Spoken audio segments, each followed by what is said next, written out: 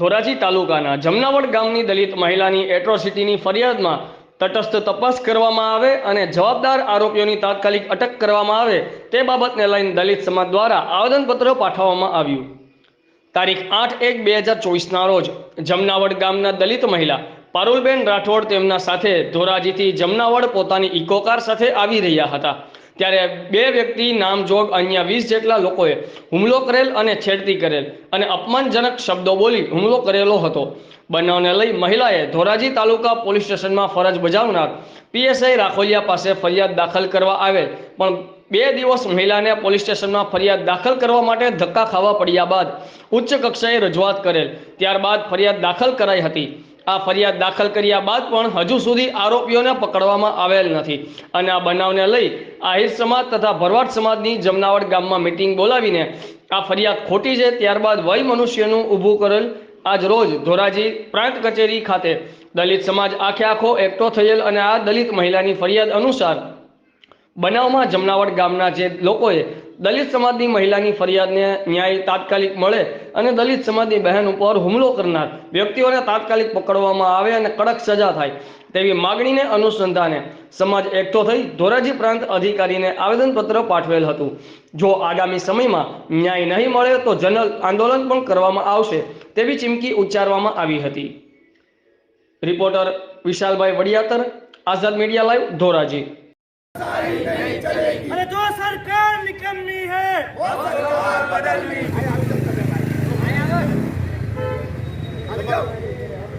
न्याय चाहिए न्याय चाहिए न्याय आपो न्याय आपो न्याय आपो न्याय आपो अमर शक्ति न्याय आपो अमर शक्ति न्याय आपो अनुसूचित जाति पर न्याय आपो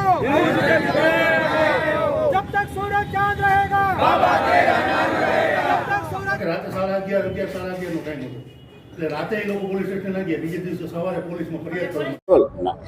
આજરોજ અમે સમસ્ત અનુસૂચિત જાતિ સમાજ ધોરાજી દ્વારા પ્રાંત અધિકારી સાહેબને આવેદનપત્ર આપી ગઈ તારીખ 8ના રોજ જમનાવડ ગામના અમારા દલિત મહિલા પારુલબેન રાઠોડ ઉપર થયેલ હુમલાની વિરુદ્ધમાં અને એની થયેલ છેડતીની વિરુદ્ધમાં 2 દિવસ સુધી પોલીસે ફરિયાદ ના લીધી।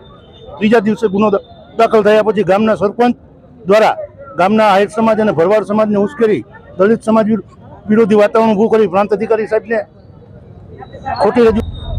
યોગેશભાઈ ભાષા, સામાજિક અગ્રણી, ધોરાજી।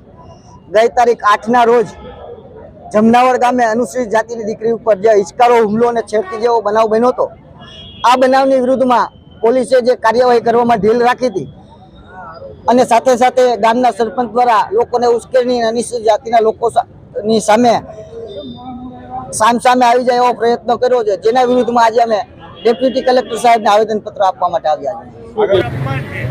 આજે સેન્ટ્રલ ગવર્મેન્ટ સ્ટેટ ગવર્મેન્ટ એવું થઈ રહી છે કે નારી શક્તિને અમે વંદન કરીએ છીએ। નારી શક્તિના વંદન કરવાના ધ્યેય ઉપર છે ને જો નારી ઉપર દારિદ્ર્યનું હનન થાય તો એ વ્યાજબી નથી। તમારું નામ? મારું નામ રાઠોડ પારુલ મુકેશભાઈ, હું ગામ જમનાવડમાં રહું છું। રાતે 8 તારીખના રાતે મારી સાથે આ બનાવ બનેલો છે। જ્યારે આ બનાવ બનેલો ત્યારે મેં પોલીસને ફરિયાદ કરેલી હતી। 11:28 મેં પોલીસ સ્ટેશને કોલ કરેલો કે મારે આવી રીતના પ્રોબ્લેમ થઈ છે તો તમે લોકો આવો। તો એ લોકો આશરે 1 વાગે આવ્યા તો 1.5 કલાકની અંદર મારી સાથે ગમે તે બની શકતું હતું ને। એ લોકોએ મારી છેડતી કરી, મારો હાથ પકડો, મારો કોલર પકડો। પછી આગળ જતા એ લોકો મારામારીએ ઉતરી આવ્યા। એની પાસે હથિયારો પણ હતા। કઈ જગ્યાએ બેન બન્યું હતું બનાવ? જમનાવડ। અને હું પોલીસ સ્ટેશને ગઈ, પહેલા દિવસે હું ગઈ તો પોલીસ સ્ટેશનેથી મને એવું કીધું કે તમારે પહેલાં અરજી દેવી પડે પછી તમે લોકો કેસ કરી શકો। ત્યાર પછી મને 2 દિવસ સતત હેરાન કરી। 2 દિવસ હેરાન કરી, એમાં મારી નાની છોકરી બીમાર પડી ગઈ। કદાચ મારી છોકરીને ઇનકેસ કાંઈ થયું હોય તો કોણ જવાબદાર રહે?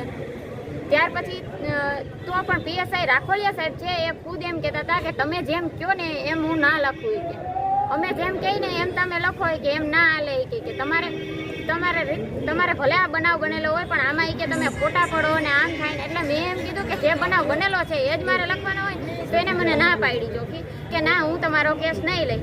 મેં કીધું તો કાંઈ વાંધો નહીં। પછી આગળ અમે ડીવાયએસપી એસપીને ફોન કર્યો, ત્યાર પછી એ લોકોએ મારી ફરિયાદ લીધી। હાલ બેન તમારી માંગણી શું છે?